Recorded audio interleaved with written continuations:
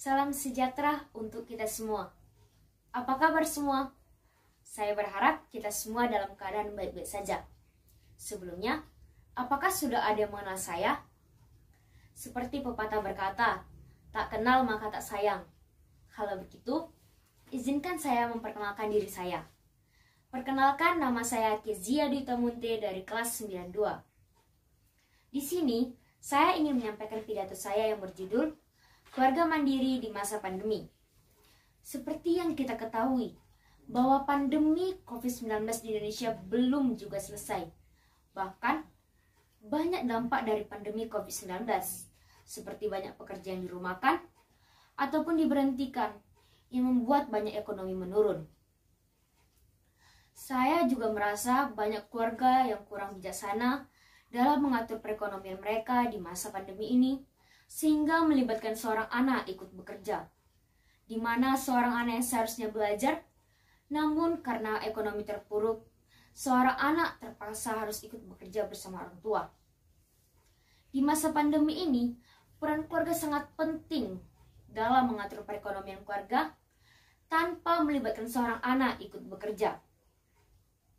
Saya merasa takut jika seorang anak tidak fokus ke dalam pendidikannya karena ia harus ikut bekerja bersama orang tuanya. Walaupun banyak orang tua yang tidak bekerja ataupun dirumahkan, tetapi orang tua harus mempunyai tanggung jawab untuk menemukan cara lain ataupun pekerjaan baru yang dapat dilakukan dari rumah. Seorang anak tidak boleh kehilangan cita-citanya untuk masa depannya. Pasti setiap anak memiliki cita-cita yang mereka dambakan, seperti menjadi seorang guru, dokter, tentara, polisi, bahkan lain sebagainya. Walaupun sekarang ini banyak orang tua dan anak yang mengesampingkan pendidikannya, karena mereka harus mencari nafkah untuk memenuhi kebutuhan mereka sehari-hari. Seperti banyak perusahaan besar di Sumatera ini, yang dulunya menerima lebih dari 1.000 karyawan, namun karena pandemi, 50% karyawan dirumahkan ataupun diberhentikan.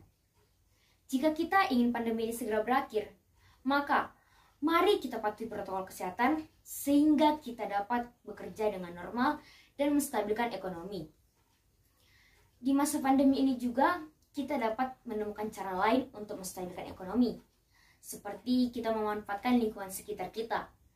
Jika kita mempunyai lahan di depan rumah atau di belakang rumah, kita dapat membuat tanaman hidroponik.